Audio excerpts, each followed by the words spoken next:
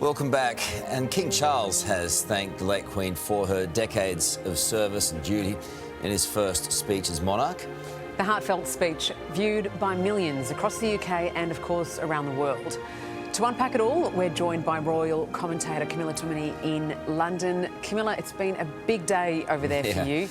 The speech has received widespread praise. What did you make of it? Was it what you expected?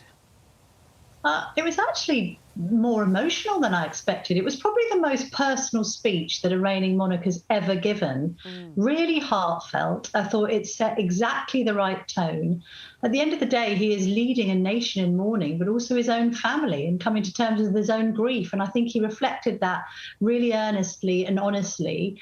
There were some lovely tributes in there, not just to Queen as head of state, but as his darling mama, as he referred to her. I can't think there was a dry eye in the house when he concluded the speech with that quote from Shakespeare about angels singing. It was really, truly touching. And as you say, has been extremely well received here. He's got terrific delivery, and he just hit those key marks, didn't he? And of course, I think when he mentioned Harry and Meghan, even that was well delivered. Yeah, I mean, it would have looked odd, wouldn't it, if he had spoken about William and Catherine becoming the next Prince and Princess of Wales and paying tribute to them and the work they've done for the royal family, in addition to his wife Camilla, who he also singled out for praise, and then to not mention Harry. Of course, he loves his son and he's been conflicted over this ongoing rift, so he referenced them. Some have said, well, was he saying, by referring to them continuing to build their life overseas, that there's no way back for them in the royal family? I'm not sure whether it was that overt, and I'm not sure actually whether the Sussexes want a way back into the royal family anyway. But it was touching him to reference both of his sons. Well, and of course, that significant announcement about William and Kate now being the Prince and Princess of Wales. I mean, that's a huge responsibility for Catherine now, the first Princess of Wales since Diana. Yeah, the first person to use the title in 25 years, because, of course, while Camilla was Duchess of Cornwall, she could have used it, but out of respect for Diana, didn't.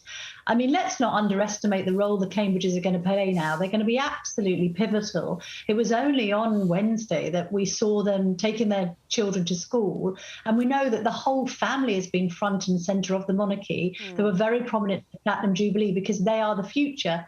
Difficult balance for William, though, it must be said, because, of course, he wants to maintain his standing within the monarchy, and he's very conscious of the branding, but he doesn't want to overshadow his father, and it's difficult for him not to do that because there's a degree of youth and vitality, isn't there, about the Cambridge operation compared to Charles Miller, who, I mean, even in that speech, he acknowledged his advancing years. He made a comment about, you know, he would reign for the rest of his life and devote it to duty, even though he admitted, you know, the years that God has given me and that I have left. So look, he's an older man compared to a couple in their 40s who are going to be perhaps more appealing to younger generations. He is a safe pair of hands, though. What I loved watching was how he was communicating. It was very tactile with the crowds outside Buckingham Palace, and they were in kind very familiar with him, even the kiss on the cheeks. Yes, that lady said she hadn't planned to kiss him, but she just decided. Apparently people down there, because we had a couple of reporters down there, said he looked quite, you know, tearful in the eye, like red-eyed, like he'd been crying, which is totally understandable. I think the general consensus is, you know, he's a bit misunderstood.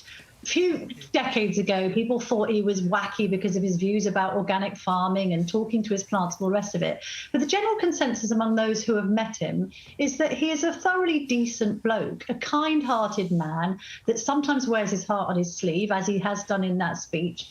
I think somebody in the family once described him as the nicest eccentric you'll ever meet. He is typically British, but I think we can agree that his heart is in the right place. Well said, Camilla. Thank you so much. You've had a couple of long days. We appreciate you talking to us. A few more to come. That's right. G'day, it's Ali.